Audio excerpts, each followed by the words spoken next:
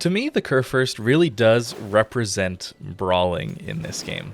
All the good, and of course, all the bad that comes along with that. And to start this video, I'm not going to show you the insane game I had. I'm going to show you the rough ones, where I get forced away by a thunder cross-mapping me, forcing me to snipe in my Kurfürst.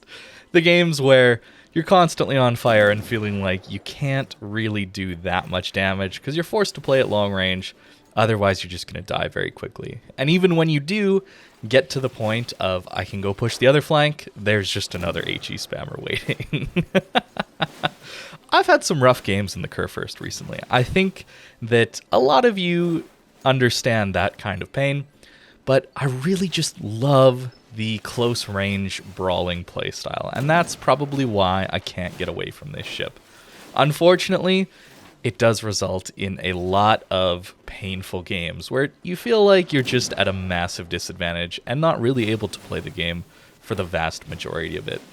Now, this was a game I had quite a while ago at this point, but I saved it for the time that I had a good Kurfürst game. I wanted to show an awesome brawling experience, but also to know that your expectations shouldn't be that an insane match happens all the time. In fact, it's a rare thing, at least for me, to have a awesome, fun brawl. And if that last game showed the crazy difficulty of pushing into HE spam that is well supported by spotting and island cover, that kind of thing, this game, I think, will show some of the issues with pushing in if there's an aircraft carrier around.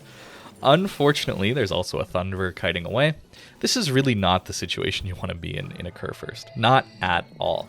The aircraft constantly keeping us lit, and of course the Thunderer trying to just farm us with his high explosive. Honestly, that's what I'd be doing if I was in the Thunder as well. GK is a very nice big target to hit.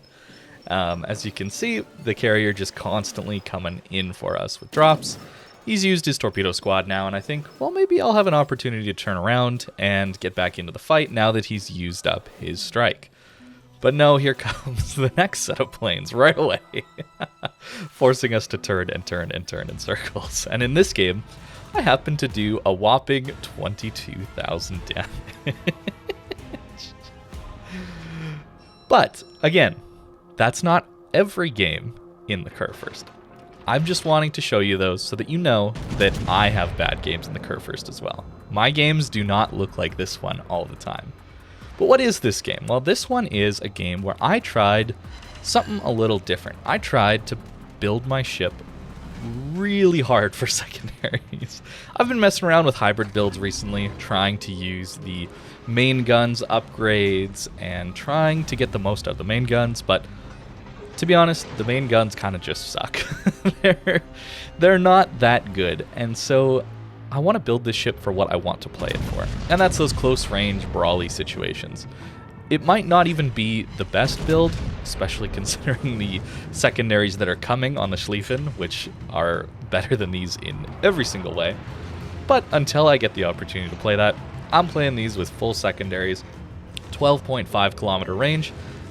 I get that, I don't know, I guess little dopamine hit when the secondaries are going off. It makes me feel like I'm playing a fun, brawly action game, like I used to all those years ago when I started playing this game. Something you're going to notice throughout this game is that I'm going to use a lot of HE, and you're also going to notice that the gun sounds are a little bit different, and that's because I'm using the 406mm guns. I have the legendary mod on, so we're getting faster reload for our secondaries as well as our main guns, at the cost of some range, of course. And I'm trying to push in with my teammates. I'm trying to support my destroyers, and of course this Moskva as well, who is pretty much all our AA cover at this point. Fortunately, it is only an Audacious, probably the most balanced version of any of the tier 10 aircraft carriers. Some would say weakest, but I would say closer in line with what balanced aircraft carriers would look like. So we get a little bit lucky there for sure. Pushing in using islands. We've been over this before if you've seen my other brawling videos. I love to use islands. Islands are the best in this game, assuming that you can push up to them without getting spotted for too long, farmed out too hard getting them, and assuming you have some AA support, which we do with this Moskva. And that gives us some broadside shots. And even though we're not using the main gun's accuracy upgrade, and we're using the little guns, we're actually still going to get some pretty insane damage. And that's just RNG. Straight up. This is just luck here. I'm not actually doing anything different than I would in any other battleship, but it is a broadside thunder, and you'd think, well, maybe he'll take a bit of damage, right? 3 citadels. We'll take it. Lucky, but we'll take it. Again, that is not something that's going to happen in the vast majority of my games, and I don't think you should expect that to happen in the vast majority of your games either. Puts us up to nearly 100k damage already, and we've kind of locked down this side, given that the Montana and Yamato are both running away. We're going to tell the Shima to get back. We don't really want him to die to a Marceau that quickly, and we're just going to reverse out and take our time. We're not going to push out just yet. We're going to try and take a good opportunity to push and use our, well, pretty massive HP pool that we have left. We haven't even used a heal yet. We're still on 83k HP, which is great. The other thing that I'm starting to try and do is I'm trying to keep my ship angled more. And you'd think, well, duh, that's just obvious. You should obviously be angling your ship more. But it's so tempting to get the Kurfürst rear turrets off. And that's why you will probably hear me talk about buffs for the Kurfürst. I'll probably be talking about the rear turret firing angles, how I'd like them to look a little bit more like the Montana. It's so tempting to get those 12 guns off, but really, that's bait. You really don't want to be shooting all your guns when you're pushing in, when you're trying to tank. And as frustrating as it is to have this big giant superstructure and get hit pretty hard through that, even at pretty extreme angles, it's still not nearly as much damage as you're going to take if you get all of your guns off. So pushing in and staying angled like I'm about to here can work out. Not always, but it can definitely work out.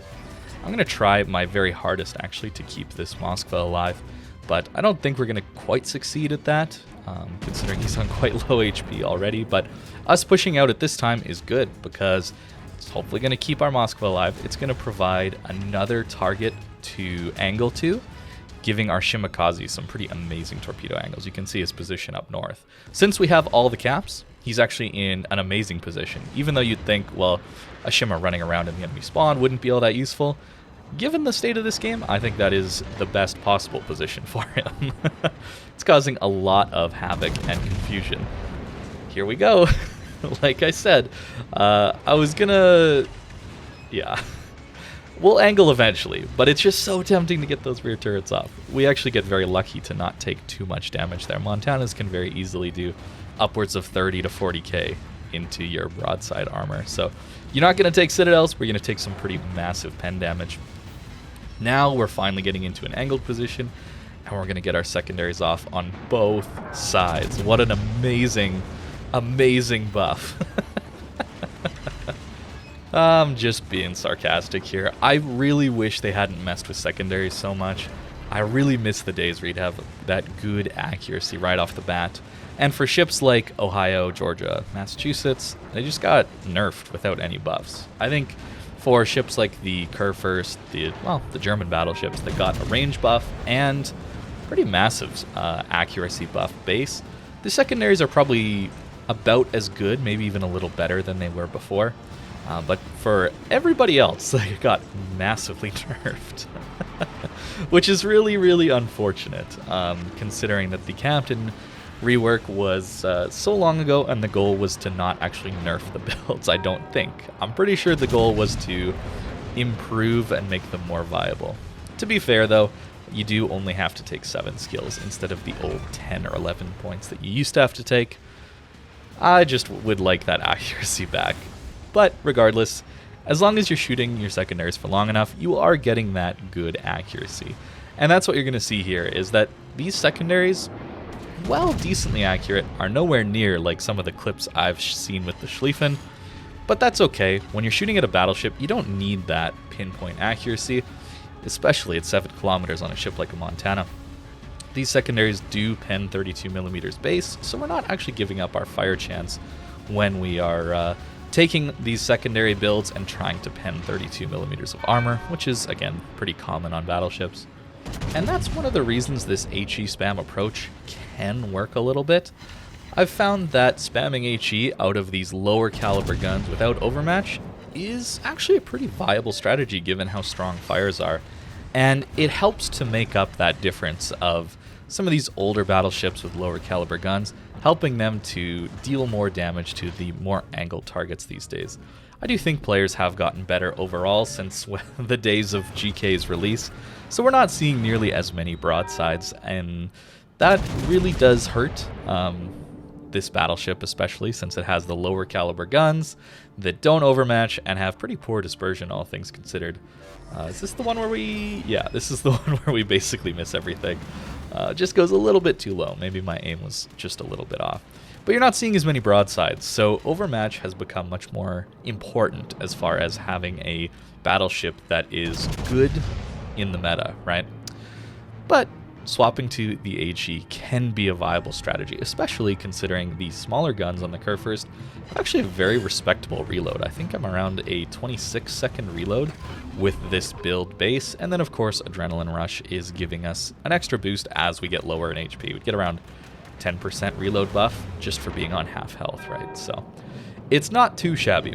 And of course, when you do get those broadsides, 12 guns can do quite a bit of damage. As you can see, we're already up to 252,000 damage. Not my best Kurfürst game, but certainly my best Kurfürst game in a very, very long time. And I had a lot of fun playing this one. But just keep in mind, not every game is going to look quite as good as this one. And that's why I wanted to show you those couple little highlights of some of my really, really bad games at the front, just so you don't get the wrong idea about the Kurfürst. Just before this game ends, though, I will say I'm very excited to play the Schlieffen. You're probably going to see a lot of content on that ship and that line once it finally does get released. Again, I'm not a community contributor, so I don't have access to them quite yet. But that was, I think, my best GK game in quite a few months. So I hope you guys enjoyed watching that one.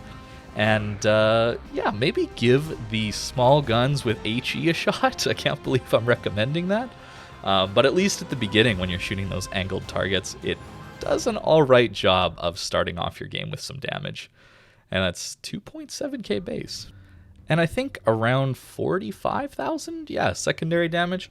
Most of that was being done to the Montana and Yamato, of course. As far as the build goes, this is what we've got. I don't think my commander's changed all that much recently. It really is a pretty standard secondary build at this point. You're not going to get to 5 heals most of the time on the Kurfürst, so skipping that one first is probably the right play. Something like an Ohio, you have to think about it more just because you have that really quick cooldown, and that's one of the reasons that ship can be so tanky. And is probably a little bit better than the Kurfürst, let's be honest. But taking the secondary skills, I really don't think that this is as good as the old secondaries used to be. But again, only 7 points allows you to take some other skills like Adrenaline Rush, giving you faster reload. If you wanted to go full tank, you could do basic survivability. But I would just prefer that extra little bit of reload, trying to kill things just that little bit faster. I currently have Grease the Gears, as it's nice to be able to turn your turrets faster, but Vigilance is actually a very nice skill to have since it now increases your torpedo protection by 7%. So instead of the abysmal 25%, you'd actually get up into that 32-ish%. So a little bit better. Again, you still don't want to be taking torpedoes, but it is a little bit better. It also helps out your hydroacoustic search, where you spot torps from even farther, helping you to dodge them. And I think Gunfeeder is just necessary on a lot of these smaller caliber ships, just because you do want to be swapping to the correct ammo type, given the right situation, right? HE is pretty good in this game, and you should be taking advantage of that on even your secondary battleships. Something like the Ohio even, I do run some high explosive, given you're not overmatching 32mm of armor. But here's the build that I'm running currently. You don't need to be running these 2 special upgrades. I would probably take auxiliary armaments in the first slot and damage control system in the second slot if you don't have them. And honestly, probably main battery. Secondaries are fun, but you should be taking main battery upgrades where you can. The legendary mod just allows you to do both at the same time, which is kind of nice. So that is the build, and that is the Kurfürst. I finally got a good game in it. I hope you enjoyed watching that one. But remember, not all of my games are as good as they look on YouTube. So just giving you a small peek into some of my rough ones at the beginning of this one. So thank you very much for watching, guys, and I hope you have a great rest of your day.